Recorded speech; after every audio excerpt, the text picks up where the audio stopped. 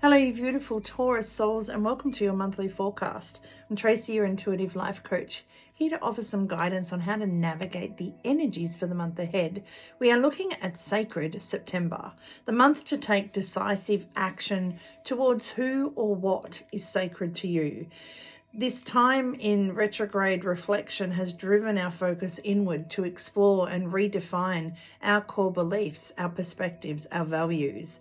And the September energies offer this sacred space to gather your energy and realign with your true essence, your authentic self. I have taken notes about the month, so as I am reading through those or going through those, I will shuffle your cards for the month of September. So on the 3rd, we have Venus, the planet of beauty, love and relationships, going direct, coming out of retrograde. We've been addressing the old wounds, and this brings a renewed sense of self-worth and heartfelt connections to all of your relationships. Excuse me. On the 4th, Jupiter, the planet of expansion, goes into retrograde. But unlike a lot of retrogrades, well, I think all retrogrades are a positive thing, but this is actually a really positive energy. It asks us to revisit any missed opportunities and to find what you've been hoping for suddenly materializing or something being resolved. On September the 9th, we have a karmic celebration day.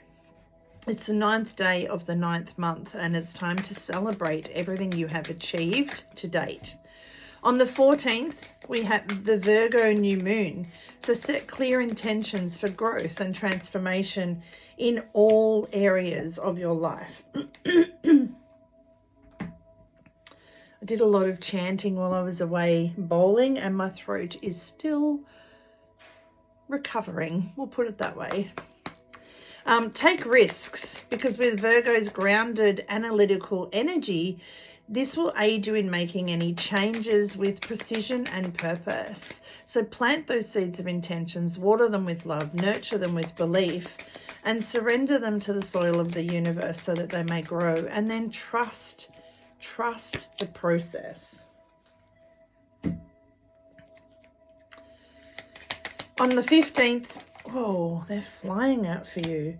On the 15th, we have Mercury going direct.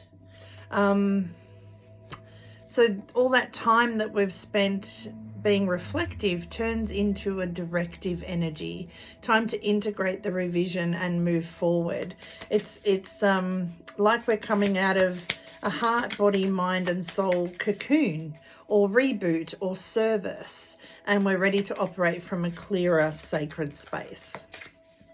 On the 23rd, we have the equinox. So equinox sees the earth vibrate higher, the veil be thinner. It's a great time to soak up the magical wonder of life itself.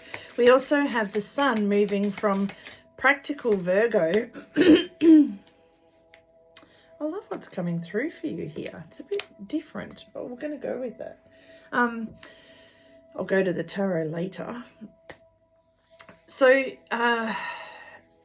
as the sun moves from practical Virgo into balanced Libra, it's opening a portal to harmonious relationships.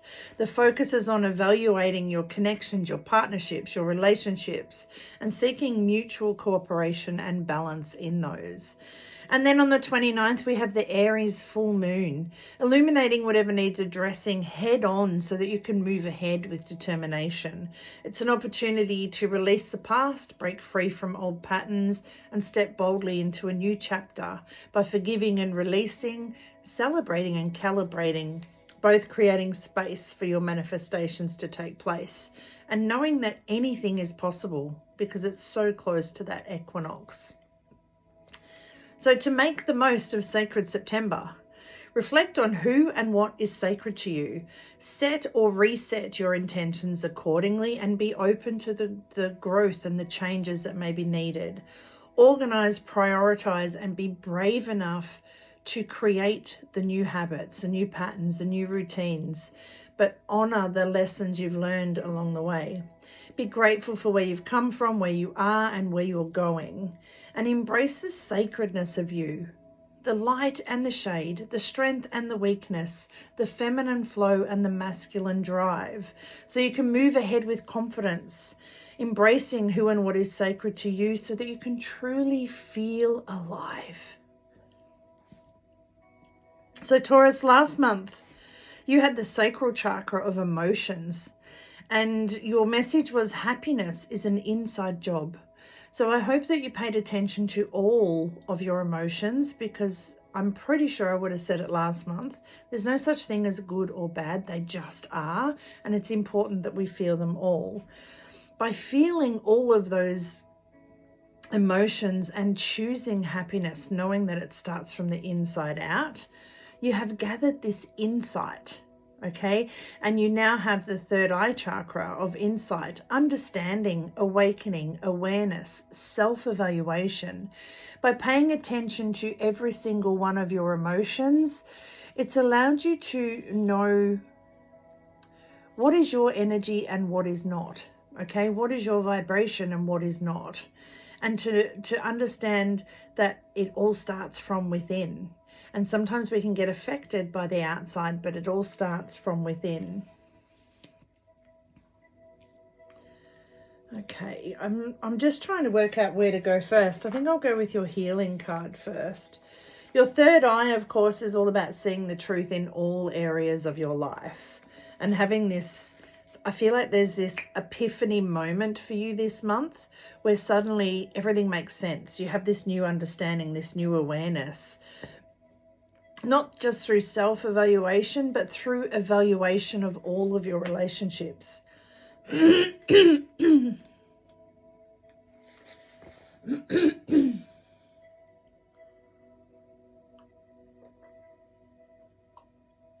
My apologies, Taurus. Okay, you get give back.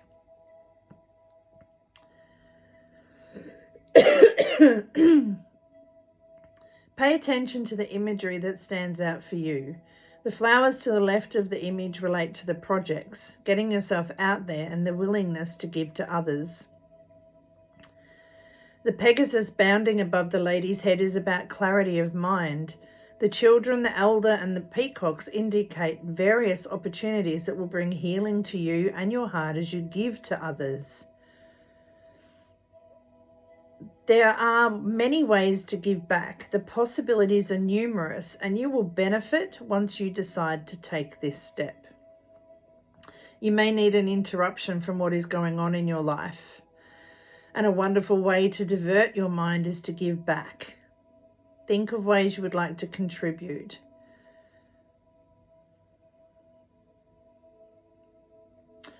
Okay, so I feel like what that is saying is last month was quite emotional. This month is talking about self-evaluation, but it's about not getting so, and I mean this from a loving space, not getting so self-absorbed that we forget about what's going on around us. Okay? You get the card to surrender frustration. Frustration does not open any doors, and the key to resolving any dilemma or dissolving any block is to take a breath, to center yourself and regroup so that you can approach the situation more calmly. So there may be something that comes up for you that brings up this frustration. And it may be through this frustration that you have this new insight or understanding. You also get the release card. So there's a lot of surrendering and release and self-evaluation and understanding and giving back. Stop fighting your fears and the hardships of life. You control your thoughts. So live in the present moment and accept each stage of life. Work on what you have power over and put everything else that you cannot change into the hands of the universe, and trust that everything will work out for the best.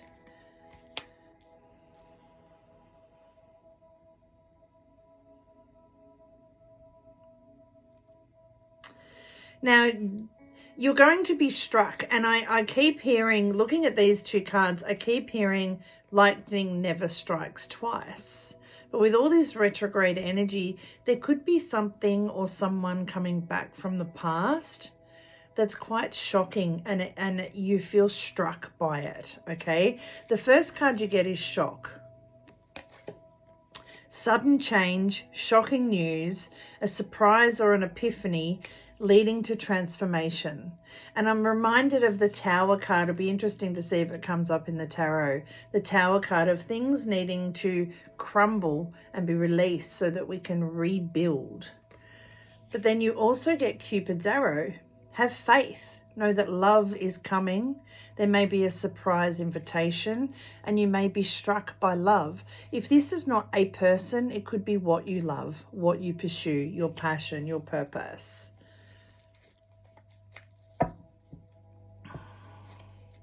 And intuitively, and this won't be for all of you because it is a general reading, but there's some of you out there who need to hear this.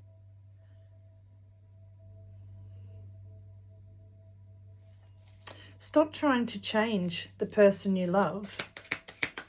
The only person you can change is you. We need to accept.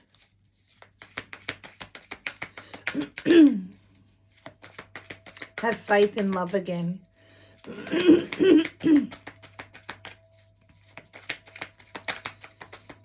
There will be a dilemma that is resolved or dissolved this month for you. First card, 10 of Swords. Painful endings.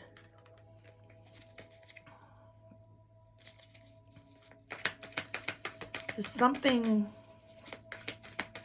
I'm going to get some more cards. There's something that you're going to need to release, and it could be quite tricky, but it will get the wheels turning again. Wheel of Fortune. As soon as you release whatever this is,